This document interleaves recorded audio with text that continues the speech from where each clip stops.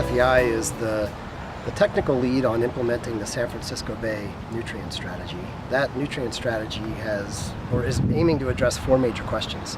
The first question is, are nutrients having an adverse impact on San Francisco Bay under current conditions? Might nutrients have an adverse impact on San Francisco Bay in the future? What are the sources of nutrients to different parts of San Francisco Bay as a function of season and time? And if nutrients are having an adverse impact in the bay, what changes in nutrient loads are needed to mitigate or prevent those adverse impacts? Phytoplankton are a natural part of San Francisco Bay's ecosystem. They're important to support the food web at higher trophic levels. If phytoplankton biomass is too low, then there's not enough food really to sustain the complex food web above it. But if phytoplankton biomass is too high, then you run the risk of adverse impacts to the ecosystem, low dissolved oxygen or toxins produced from harmful algae. So there's sort of a sweet spot of phytoplankton biomass that is high enough to support the food web above it, but not so high that you have some of these ecosystem impairments.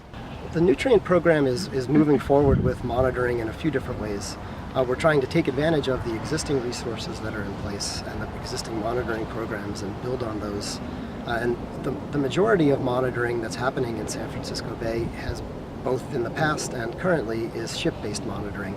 That work has been largely carried out by the USGS throughout the entire bay, where they've been collecting samples at a number of stations over the last 40 years for a wide range of parameters. The IEP, or the Interagency Ecological Program, is also doing monitoring has been doing monitoring for the last 40 years as well, but their efforts are focused mostly in Sassoon Bay and in the Delta. So we're working with the USGS to understand what they're monitoring and add new features to their monitoring program and through pilot studies to measure new parameters that we may need through ship-based sampling. And we're also adding a network of moored sensors to the bay, which collect continuous data for a subset of those parameters. And they collect those at fixed stations, and that information is really important both for developing our understanding of how the bay behaves or how the ecosystem responds to nutrients on timescales much shorter than the monthly frequency that ship-based sampling is feasible.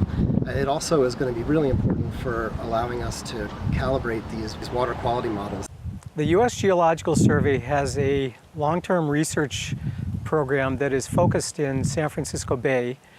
And the purpose of this research is to use San Francisco Bay as an example of a coastal ecosystem that is influenced by human actions and by natural climate variability. And this program began in 1968. It's one of the longest continuing programs of study in a U.S. bay or estuary or harbor. And I was fortunate to join this team in 1976, and so I've been studying the San Francisco Bay and observing it for 38 years now. And the focus of my part of this research program is to characterize changes in water quality of San Francisco Bay and in biological communities, especially organisms at the base of the food web, the plankton. And so we work on the phytoplankton community. And one of the water quality constituents that we measure, in addition to the abundance of phytoplankton in the bay, is nutrient concentrations. Over the last 10 years or so, USGS researchers have documented substantial changes in the way the bay seems to be responding to its nutrient load, in particular south of the Bay Bridge. And what they found was that in summer and fall, that phytoplankton biomass had approximately tripled over the period of the late 1990s through the mid-2000s. So for most of the year, we've got low chlorophyll, high nutrients, punctuated by this spring peak. And we saw this repeatedly year after year until 1999. And in October of 1999, we saw something that we had never seen before. We saw the spring bloom, but then we saw secondary blooms developing in the autumn. And at the time, we didn't think too much about this. We thought, well, something funny about 1999. We saw the same thing the following year in 2000. So at this point, we're starting to see signs that maybe there's a change in the way in which the bay is converting its high nutrients into phytoplankton biomass. And since 1999, we've followed this regular, steady increase of the amount of chlorophyll in the southern part of San Francisco Bay. One of the things that's difficult to understand is why in the past 10 to 15 years has there been a real change in the phytoplankton biomass in certain parts of the bay. And there are several potential explanations for why that's the case. One of them is that something that's feeding on that phytoplankton could have disappeared. So, and one of the major hypothesized feeders on phytoplankton biomass that could have disappeared are clams. One of the really intriguing changes that took place in San Francisco Bay beginning in 1999 is that in the southern part of South San Francisco Bay, the clams virtually disappeared. So one of the reasons why we think that chlorophyll is increasing in South San Francisco Bay is that their consumers have largely disappeared. The herbivores have largely disappeared. But there was a major question of, well, what's causing that change?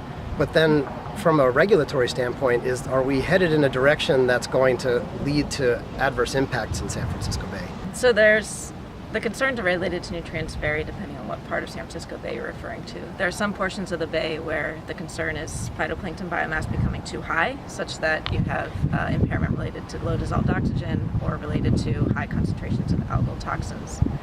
There's some parts of San Francisco Bay, however, where the concern is phytoplankton biomass may be too low, and there's a hypothesized role that nutrients could be playing in that problem as well.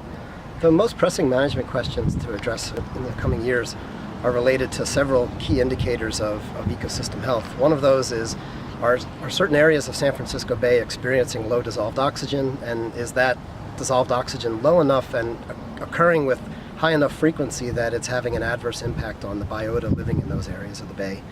There's also a real concern about harmful algal species, whether or not they're present in San Francisco Bay and whether they're producing toxins that might also have an adverse effect on biota. The California Water Resources Boards are now interested in the question of nutrient enrichment of San Francisco Bay. And we have invested a lot in the San Francisco Bay area in implementing advanced wastewater treatment of the sewage treatment. But most of the sewage treatment plants that discharge into the bay don't have processes that remove nitrogen and phosphorus.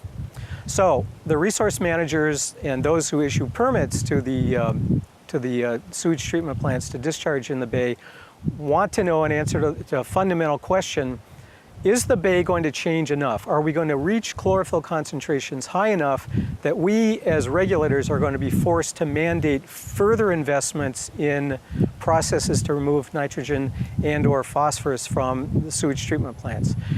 One of the key things that we really need to understand over the next several years is, what would we consider to be impacted or impaired? What would constitute impairment in San Francisco Bay related to nutrients? And then from there, what we need to do is work backwards and understand, are we there now? Or is the bay impaired related to any of those indicators of ecosystem health? And if so, what would be the changes in nutrient loads to those parts of San Francisco Bay that would allow the bay to either not experience those adverse effects in the future or to mitigate current adverse impacts?